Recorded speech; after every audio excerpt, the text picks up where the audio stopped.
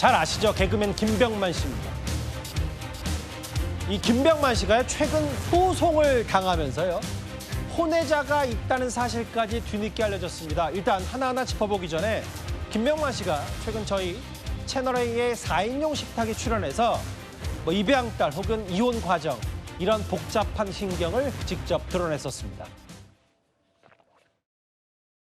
서로 갈 길은 가야 되는데 이 끈은 끊겨지지 않고 정리가 안 되니까 아이 키우는 데는 나는 충분히 나는 했다고 생각을 하거든. 성인이 됐으니 이제 나도 내 갈 길 갈게. 계속 여러 차례 이야기를 했었어. 법의 힘을 빌릴 수밖에 없었지. 합의가 안 되니까. 저기 이제 작년 말에 김병만 씨가 본인의 심경을 밝혔던 목소리를 들어봤다면요. 허주연 변호사님. 저는 이걸 처음 알았는데 일단 김병만 씨가 이름도 좀 다소 생경한 친생자 관계 확인 소송을 전처의 딸과 진행 중인 것으로 뒤늦게 알려졌는데 또 다른 새롭게 또 뒤늦게 알려진 사실은 혼외자가 있었다는 거예요, 김병만 씨에게. 그러니까 지금 친생자 관계를 확인해달라고 낸 소송은 뭐냐면요. 예. 김병만 씨에게 있다고 알려지고 있는 혼외자와 예. 그리고 김병만 씨가 친자 관계가 맞는지 그 입양한 딸이 확인해달라고 소를 제기를 한 겁니다. 예. 이게 조금 복잡하게 여겨질 수 있는데요. 이 입양한 딸은 김병만 씨와는 이 피가 섞인 혈연 관계는 아닙니다. 그냥 그렇죠. 전처의 딸이거든요. 예. 그런데 어쨌든 자기가 이 김병만 씨에게 친양자로 입양이 돼서 부모 자식 간 법률 관계가 생긴 이해관계인의 입장이니까 예. 자기의 법률상 아빠였던 김병만 씨가 만약에 다른 아이를 낳았다고 하면 자신의 상속 관계에 문제가 생길 수가 있으니까 아하. 그 아이가 아빠인 김병만 씨의 친자가 맞는지 확인해달라고 법원에 요청을 한 거예요. 예. 그런데 김병만 씨 여러 가지 쟁점이 있을 수 있는데요. 지금 이 소송은 각하될 걸로 보이거든요. 왜냐하면 지금 이 친딸이 이 딸이 그러니까 입양된 딸이 김병만 씨와의 관계에서 법률상 관계가 오늘 끊어졌어요. 그렇죠. 그렇기 때문에 앞으로 물론 뭐 항소가 될 가능성은 있지만 예. 일단 이 판결 결과가 유지가 된다고 하면 어쨌든 이 이해관계가 없는 사람이 남남이 되는 셈이기 때문에 이거는 각하될 가능성이 높아졌다는 생각이 들고 다만 예. 이 입양한 딸이 왜 이런 소송을 냈는가 이 배경은 상당히 좀 의문이 되는 부분이 있습니다. 그렇죠. 왜냐하면 상속 문제가 된다라고 하면 사실상 상속이 개시되기 한참 전인데 지금 김병만 씨가 뭐 몸이 아프다거나 예. 사망을 한 상태가 아니잖아요. 그런데 굳이 왜 이 시점에 그리고 자신의 친엄마와 김병만 씨가 여러 가지 법률 다툼이 있는 이 상황에 예. 왜 친자 관계인지 확인해달라는 소송을 지금 제기했냐 이런 배경에 여러 가지 추측이 제기가 되고 있는 상황입니다. 그 과정에서 친생자 관계 확인 소송을 전처의 딸이 냈고 실제로 혼외자가 있다. 그러니까 전 부인과의 혼인이 파탄 뒤에 예비신고 아이 둘을 낳았다는 게 이제 김병만 씨 측의 얘기입니다. 실제로 김병만 씨는 다음 달에 지금 여기서 밝힌 예비신부와 결혼을 앞두고 있는데요. 저희 4인용 식탁에서 했던 목소리 하나 더 들어보겠습니다. 정말 추가할 일이 있어요. 9월에 결혼. 이 사람의 엄마 아빠를 보는데 울었어요. 저도 모르게. 그 인상이 너무 편안해서 우리 엄마 아버지를 오랜만에 본 듯한 그 느낌이.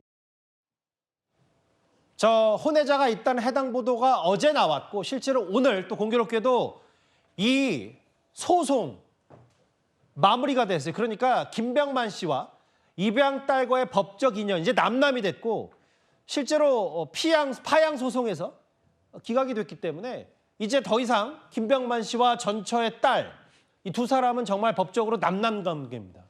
이렇게 되니까 아까 얘기했던 상속 문제나 이런 소송 문제가 이제 어느 정도 끝날 것 같다라고 하긴 하는데 그러게요. 근데 계속해서 들은 질문. 전 부인의 딸이 왜 상속 문제를 일찌감치 제기했다고 보세요? 일각의 주장에 따르면 상간 소송을 염두에 두고 이런 친자가 맞는지 확인해달라는 소송을 제기한 것이 아니에요. 이런 분석이 나오는데 저는 조금 이 분석도 의문이라는 생각이 드는 것이요. 김병만 씨가 지금 친자라고 인정을 하고 있는 상황이잖아요. 예. 그러니까 자신의 아이가 아니라고 주장하는 상황이 아니거든요. 그렇다고 하면 혼인 관계 중에 아이가 태어났다. 그러니까 법률상 혼인이 완전히 종료하기 전 전에 외도 행위를 해서 아이가 태어났다라고 하면 그 부분은 원칙적으로 상간행위에 해당해서 위자료 배상 책임이 있다고 보는 것이 우리 법원의 태도이기 때문에 아예 바로 상간소송을 제기를 해서 그 상간의 증거가 아이가 태어났고 이 아이의 생일을 유추해 보면은 법률상 혼인기간 중에 외도를 행위를 한 것이 아니냐 이렇게 주장을 할 수가 있고 이게 쟁점이 된다고 하면 그 상간소송에서 유전자 검사 같은 것들을 해서 확인을 해보면 되는 일이거든요. 그래서 왜 친자관계 확인 소송을 따로 이렇게 제기를 했는지 그 부분이 더 의문이 된다는 생각이 들고 오히려 이 상간소송을 만약에 제기를 하게 된다고 하면 더 쟁점이 되는 부분은 뭐냐면 이 혼인관계가 실제로 파탄이 나기 전에 외도 행위를 했는지 아니면 그 이후에 했는지가 훨씬 더 큰 쟁점이 될 거예요. 잠시만요. 지금 다소 법률 용어가 많아서 복잡하실까 봐 중간에 잠깐 참견한 건 뭐냐면 그러니까 이게 두 사람의 혼외자가 있고 없고가 중요한 게 아니라 마치 누가 봤을 때는 전처의 딸이 혹시 이 결혼 관계가 유지되는 와중에 김병만 씨가 애를 낳았으면 그게 문제가 되는 거니까 그걸 캐묻는 과정에서 이런 부분들이 더 확대 재생산됐다 이런 말씀하시는 거예요? 그렇죠. 그런데 굳이 이 친생자 관계가 있는지 확인해달라는 이 어려운 소송을 굳이 방법으로 쓸 필요가 있었나 하는 생각이 들어서 의문이 든다는 겁니다. 그냥 상간소송을 제기해서 그 절차 내에서 이 친자 관계가 맞는지 그 친자가 태어난 날을 기준으로 해서 혼인관계가 파탄되기 전인지 후인지 아니면 법률상 혼인관계가 유지되고 있는 시점인지 이거를 유추해 볼 수가 있는 거거든요. 그러니까 별도의 소송 절차가 아니라 상간소송 절차에서 충분히 확인해 볼 수 있는데 굳이 김병만 씨의 이 그러니까 지금 태어난 아이들에게 이 입양된 딸이 친자관계가 그 둘 사이에 있는지를 확인해달라고 하는 소송을 제기를 추가로 했다는 것이 소송 전략상으로는 좀 불합리한 측면이 있다는 생각이 들어서요. 뭔가 다른 배경이 있는 것은 아닌지 하는 생각도 듭니다. 그러니까 이제 전처의 친딸 입장에서는 아니 우리 엄마랑 완벽히 법적으로 완전히 갈라서기 전에 그래서 혼외자가 있었으면 이거 문제 아니냐 그런 식으로 따져 물었어야 되는데 좀 뭔가 우회적인 법적 절차를 거쳤기 때문에 지금 뭐 친생자 혹은 파양 얘기 뭐 이런 게까지 계속 불거지는 거네요. 그러면 그렇습니다. 그러니까 어차피 지금 본인 생각으로는 친양자 관계를 파양한다는 게 굉장히 어렵거든요. 이게 폐륜행위가 아주 명백하게 입증이 돼야지만 부모 자식 관계가 아무리 입양이라도 끊기는 겁니다.